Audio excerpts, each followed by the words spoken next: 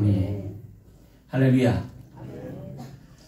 얼마 전에 제 아들과 함께 나이키 매장에 가서 각각 마음에 드는 운동화를 하나씩 구매한 적이 있습니다. 그런데 얼마 지나지 않아 제 신발이 종종 사라지는 것을 보게 되었습니다. 누가 그랬을까?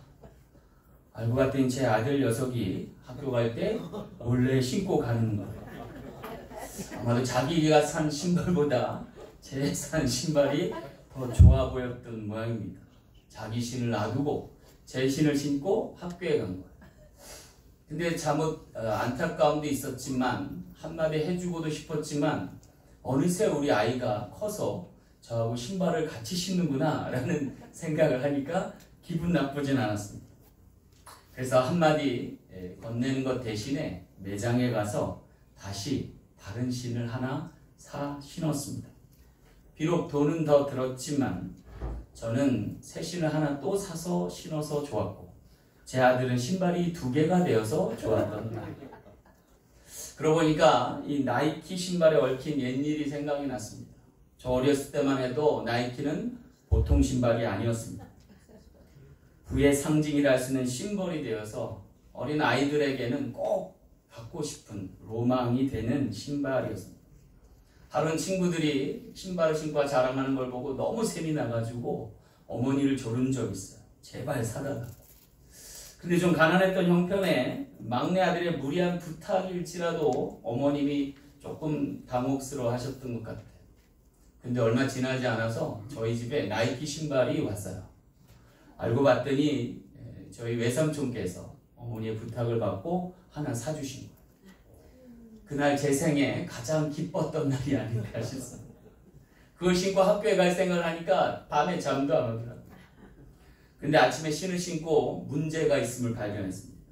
신발이 맞아도 너무 딱 맞는 거예요. 조금 작다는 생각도 들었는데 신다 보면 늘어나겠지 싶어갖고 계속 신고 다녔습니다. 하루가 멀다 하고 신발을 신고 갔는데 나중엔 양발에 구멍이 나더라고요. 그랬더니 뒤꿈치에서 피가 나더라고요. 그리고 나중엔 딱지가 져가지고 떨어졌다 붙었다 하는 거예요. 그럼에도 불구하고 그 신발을 포기할 수가 없었어요. 어떤 신발입니다. 계속 신다가 보니까 나중엔 도저히 안 되겠더라고요. 그래갖고 신발을 벗어 제꼈습니다. 아무리 좋은 신발이라도 바라던 것이라도 제 몸에 맞지 않으면 소용없다는 걸 깨달았어요. 제 키가 아마 요만큼 된 거는 그때 그 신발을 신었기 때문이었어요. 그나마 제 키가 요만큼 된 거는 그나마 그때 신발을 벗어서 제 발을 편하게 해줬기 때문이 아닐까 싶습니다. 어쩌면 우리 인생도 내 몸에 맞지 않는, 내 삶에 부합하지 않는 것을 고집할 때 문제가 생기지 않나 싶습니다. 마치 오늘 본문의 모세처럼 처음 40년은 야망 가득한 왕궁에서 그리고 다음 40년은 무익한 광야의 촌부로 전락해 있음을 보게 되는 거죠. 그 어느 곳에서도 자신에게 걸맞지 않는 삶의 양태를 보이면서 그렇게 신화보로 사라지는 듯 인생을 종결할 즈음에 놀랍게 해요. 그 늦었다 할 때 하나님께서 그를 부르셔서 귀한 민족의 지도자가 되게 하신 것을 보게 됩니다. 여러분, 오늘 우리 깨달을 거 하나 있어요. 늦었다 할 때가 가장 빠를 수 있다는 거예요. 오늘 우리 인생에서 배울 소중한 교훈이죠. 끝날 때까지 끝난 게 아니라는 거예요. 포기하지 않고 낙심하지 아니하면 때가 이름에 거두는 역사에 있게 될 줄로 믿습니다. 요새 토요일마다 우리 교회에서 가요가 좀 흘러나와요. 제가 트로트는 이렇게 잘 듣지 않았는데 자꾸 듣다 보니까 이게 자꾸 귓가에 맴도는데 노래 중에 하나가 뭐냐면 나이아가라예요. 저는 처음에 이게 나이아가라 폭포 이야기인 줄 알았어요. 근데 그게 아니라 나이아가라 뭐 이런 그 가사 내용이 어떠냐면 나이아가라 나이가 대수냐 오늘이 가장 젊은 날 뭐 이런 가사예요. 그러고 보니까 여러분 오늘이 제일 젊은 날이에요. 할렐루야. 더 늦기 전에 하나님의 부르심에 순복하여 복을 얻는 주 여러분 되시길 간절히 소망합니다. 오늘 광야와 같은 세상에서 우리를 부르심도 그와 같은 하나님대로 인도하심을 믿고 주님 말씀에 순복하여 따를 때 하나님의 천국문이 열리는 귀하고 복된 삶이 있게 될 줄로 믿습니다. 자, 그렇다면 오늘에게 임하실 놀라운 변화는 어떠한 것들일까요? 말씀을 통해 귀한 깨달음은 저와 여러분 되시길 간절히 소망합니다. 첫 번째는요, 나의 갈 길을 알게 하심입니다. 오늘 5절 말씀 함께 보겠습니다. 하나님이 이르시되 이리로 가까이 오지 말라. 네가 선 곳은 거룩한 땅이니 그러지. 여기 하나님은 가까이 자신에게 다가오는 모세를 잠시 멈추십니다. 그리고 그가 선 곳이 거룩한 땅임을 밝혀두고 계십니다. 왜 주님은 그에게 다가오는 일을 가까이 오지 말라 멈춰 세우신 걸까요? 그것은 어쩌면 그가 아직은 하나님의 거룩하심에 참여하기에는 뭔가 미흡해서가 아닐까 싶습니다. 그도 그럴 것이 그의 인생의 반은 야망 가득한 궁궐에서 정치적인 하나의 야심가로서 생활했던 것을 보게 됩니다. 그리고 나머지 40년은 무지몽매한 광야 생활에서 그렇게 늙어가고 사라져가는 무의미한 존재로 전락해 있음을 보게 돼요. 어쩌면 그를 불러내어 글을 쓰기에는 어딘지 합당치 아니하고 어딘지 부족하고 모자란 듯하게만 보일 수 있는 거죠. 근데 그에게 가장 아쉬운 것은 능력의 한계가 아니라 거룩함의 순수함이었다. 어쩌면 우리가 인생을 살아가다 보면 가장 놓치고 아쉬운 게 뭐예요? 세속에 휩쓸려 살다 보니 하나님의 거룩함과 순전함을 잃어버릴 수 있다는 거죠. 치열하게 싸워서 싸운 것은 많지만 반면에 하나님이 우리에게 부여하신 거룩함은 훼손되었을지 모른다는 거예요. 그런 그를 하나님께서는 꺼지지 않는 불꽃 환상 가운데 부르셨습니다. 거룩한 불이 그의 타락한 본성까지도 태울 참이었습니다. 왜 하필, 왜 그곳에서 하나님은 그를 부르신 걸까? 그것은 다름 아니라 하나님의 때가 도래했기 때문입니다. 그리고 하나님의 뜻이 나타날 때였기 때문입니다. 놀라운 것은요, 이건 모세 개인에게뿐 아니라 이스라엘 백성 모두에게 적용된다는 거예요. 이 놀라운 적합성은 하나님의 온타임을 나타내는 거예요. 하나님의 일하심에는 착오가 없으심을 여러분 믿으시길 간절히 소망합니다. 주목할 것은 그를 부르신 땅을 하나님이 거룩한 땅이라 명하시는 거예요. 근데 여러분, 이 땅은요, 여러분 잘 알다시피 성지순례 가보지만 거룩할 것은 없어요. 오히려 여긴 광야의 끝자락이에요. 어쩌면 모세가 광야 여기저기를 다 돌다가 이제 생을 마감할 때쯤 되어서 그 끝자락까지 와봤던 것 같아요. 근데 놀랍게도 하나님은 거기서 그를 부르신다는 거죠. 어쩌면 그의 삶의 끝자락, 종착 지점에서 하나님이 그를 부르신다. 여러분 참 아이러니하지 않아요? 내 시간은 다 된 것 같은데 하나님이 그때서 뭘 하자고 하시는 거예요. 지금 여러분에게 하나님께서 다가오셔서 야, 내가 놀라운 일을 하나 계획했는데 함께 해보지 않으련? 그럼 여러분 대답이 뭐겠어요? 모세와 똑같지 않겠어요? 주여, 보낼 만한 자를 보내소서. 나는 아니올시다 아니에요? 왜요? 나는 이미 다 지면에 저무는 그러한 노을과 같지 않습니까? 라고 말하지 않겠느냐. 그런데 왜 하나님께서는 하필 이 인생의 끝자락에서 그를 이스라엘 백성을 이끌 수 있는 지도자로 부르시는 걸까요? 어쩌면 그의 역량이 최고치로 높아져서일까요? 아니죠. 오히려 그 반대일 수 있습니다. 모든 것을 소진하고 모든 것을 소비한 연후에 아무것도 남지 않을 그의 인생에서 그를 부르셨다는 거예요. 왜 그럴까요? 한 가지 장점이 있어서 그래요.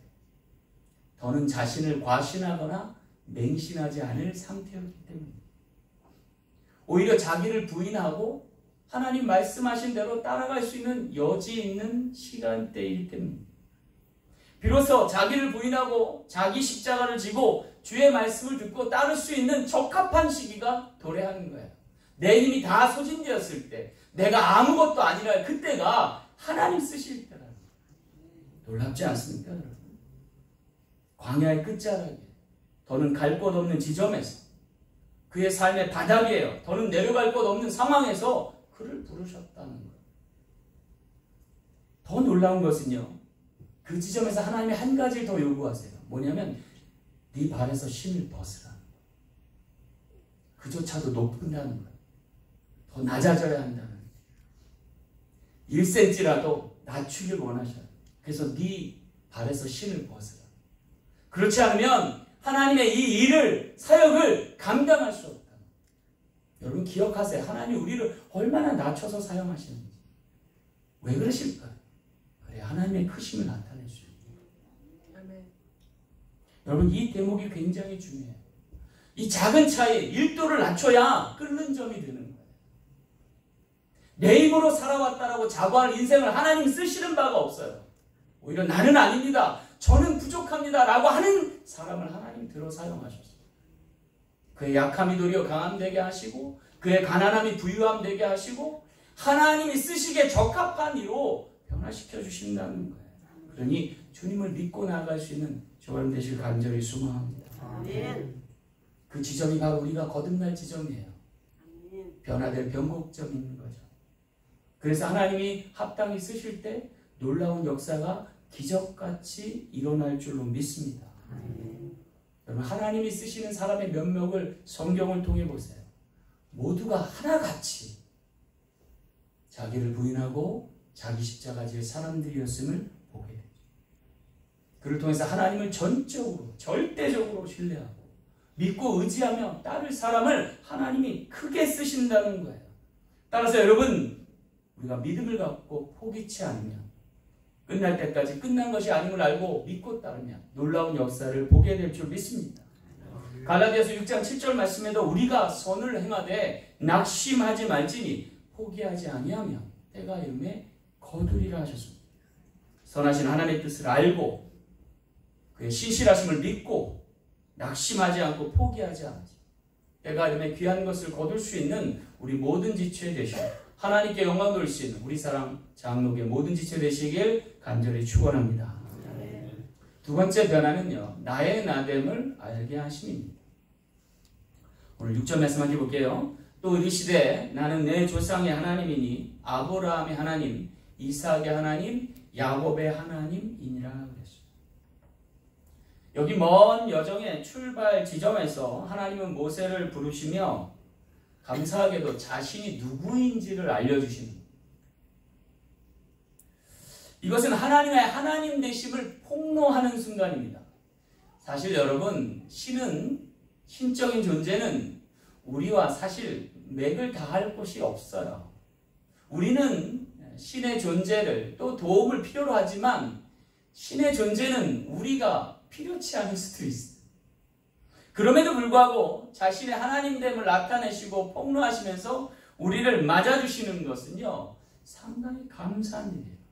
왜냐하면 영접할 기회이고 우리 삶의 놀라운 변화의 시작일 수 있어서요.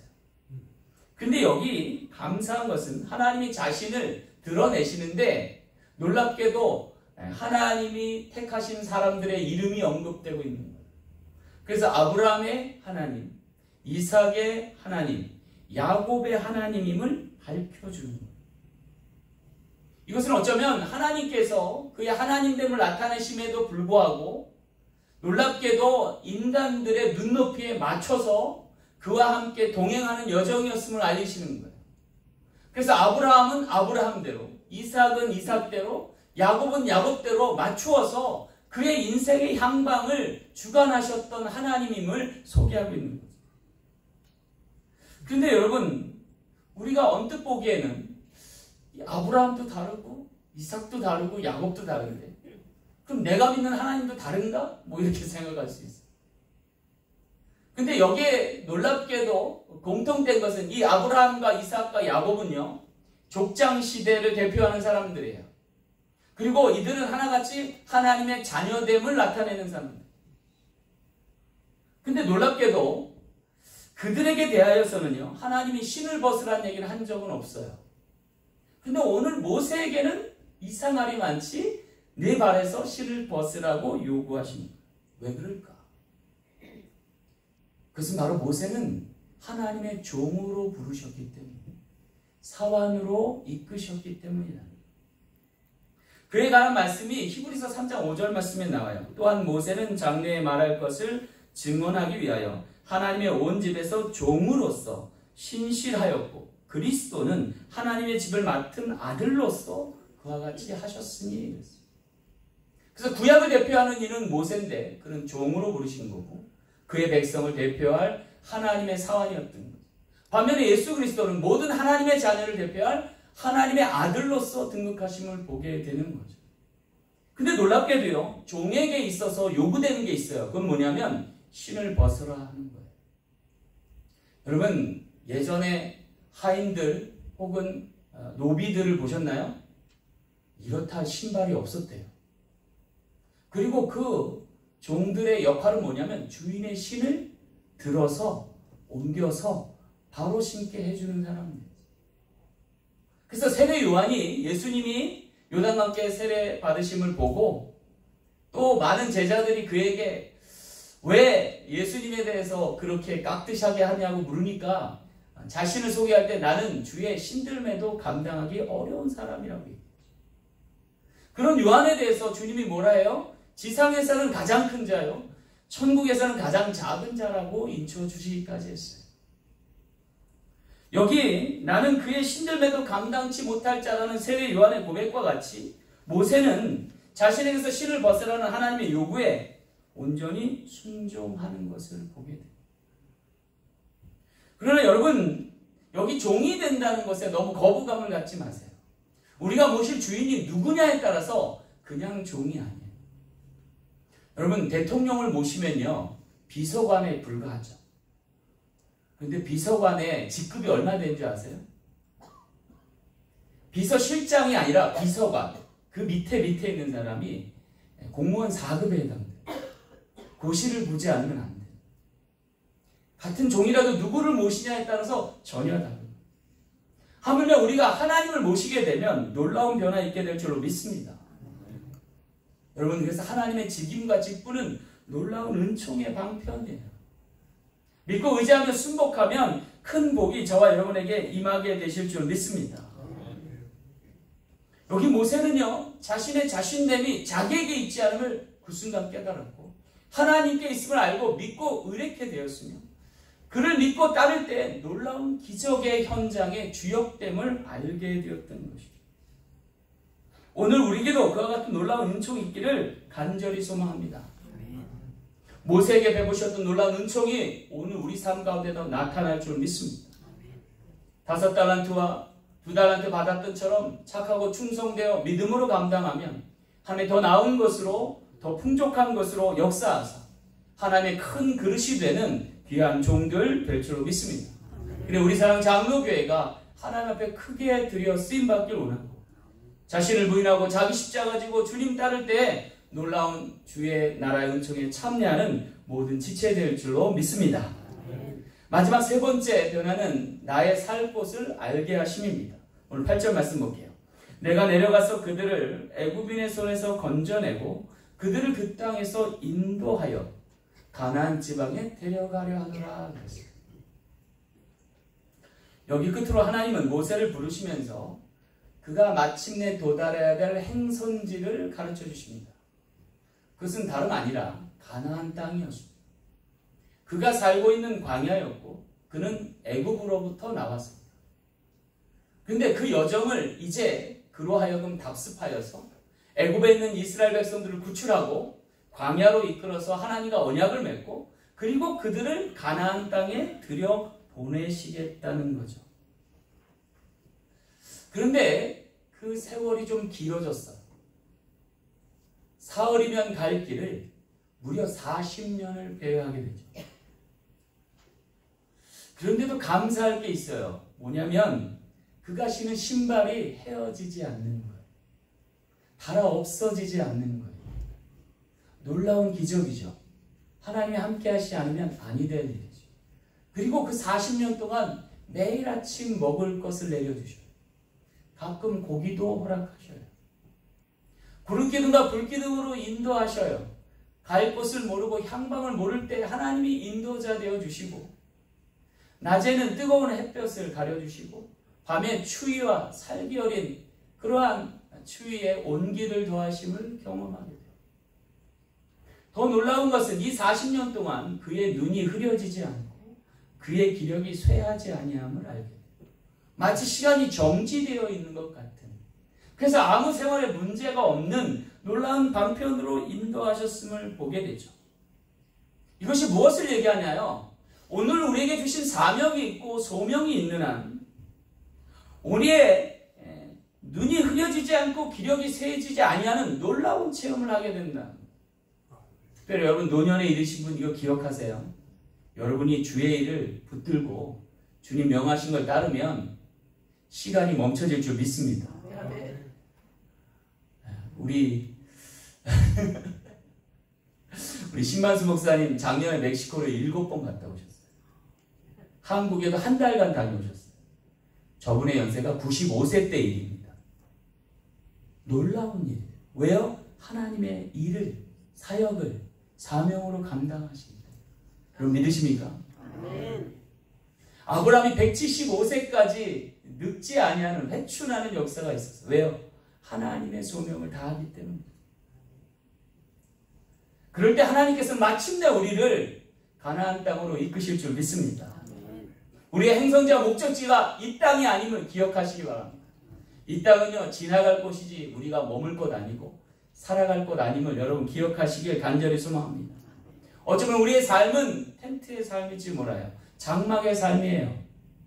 언제든 폈다 접었다 그리고 들고 갔다 다시 필 여지 있음을 잊지 마시는 저런 되시기 간절히 소망합니다. 물론 텐트에서 삶도 휴식은 있어요. 하지만 안식은 저 천국에 있음을 기억하신 저런 되시길 간절히 소망합니다.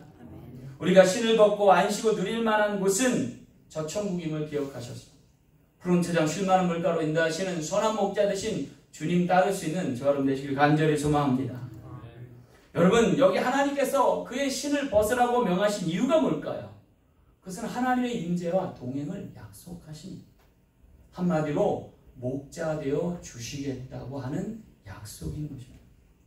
그래서 하나님은 불기둥으로 인도하시고 마침내 이스라엘 백성들을 가나안 지경으로 들이심을 보게 되는 거예요. 비록 광야에서의 삶이었지만 하나님의 임재와 인도가 가득했기에 가장 많은 구약의 기적이 광야에서 일어났다.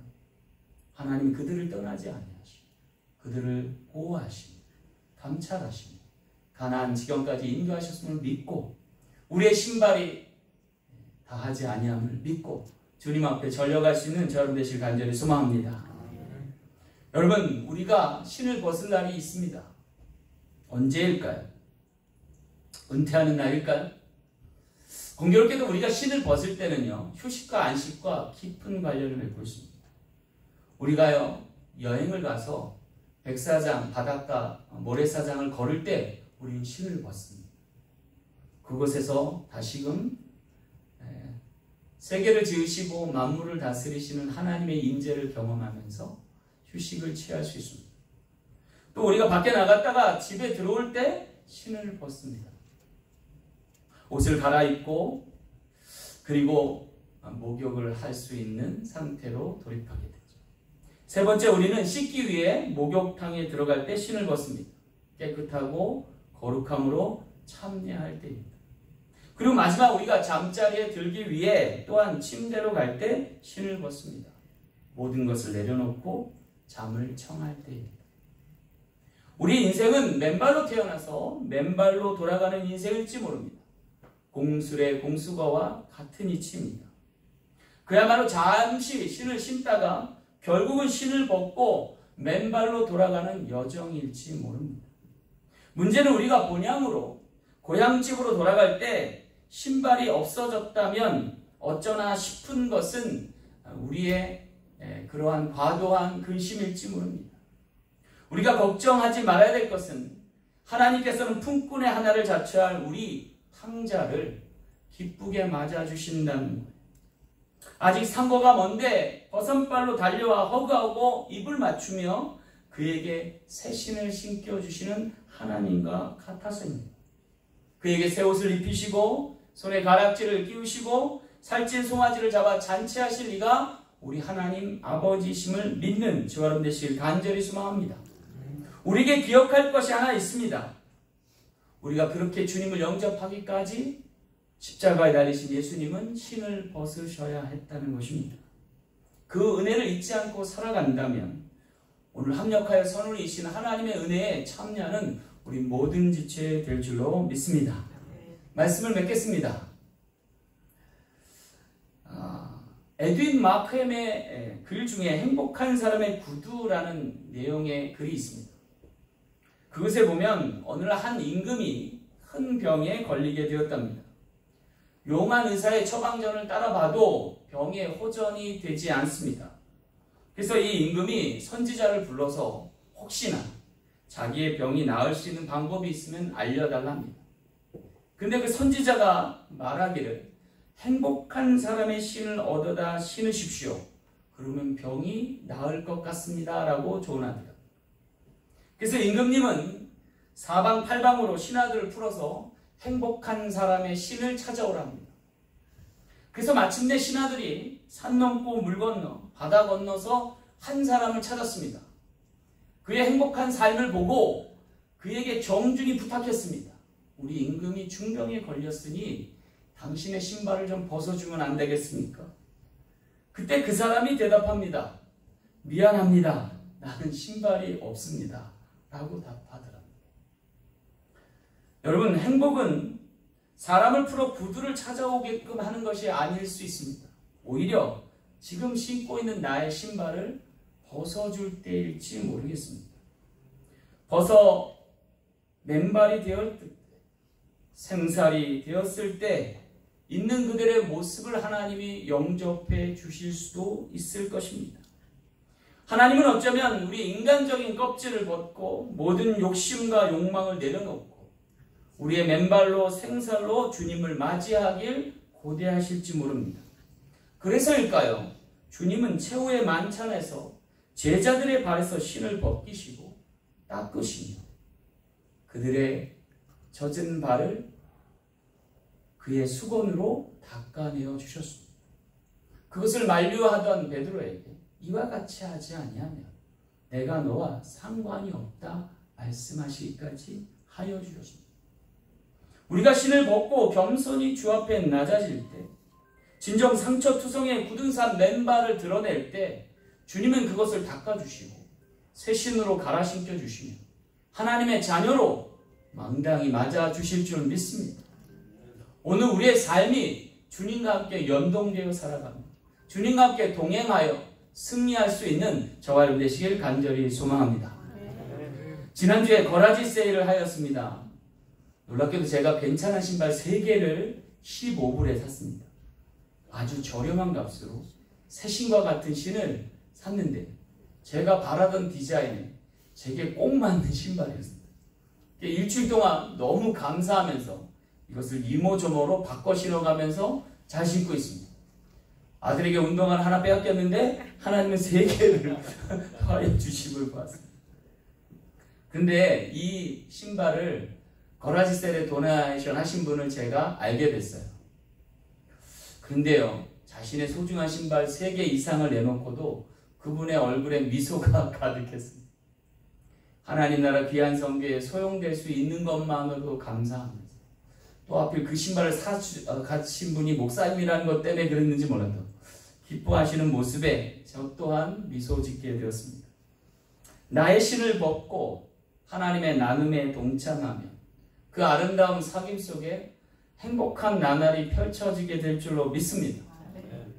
오늘 우리가 주님과 함께 나눔을 가질 때, 주님과 함께 섬김을 통하여 하나님을 나타낼 때 하나님이 기뻐 영광 거두시며 오늘 이 한량없는 쉼과 안식을 허락하실 줄 믿습니다.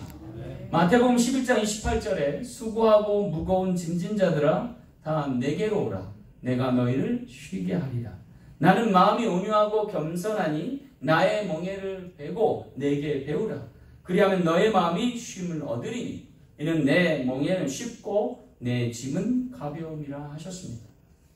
우리의 짐을 주님과 함께 나누며 주님의 짐을 지고 함께 동역할 때 천국이 도래하는 귀한 믿음의 역사의 현장이 되는 우리 사랑 장로교회 될 줄 믿습니다.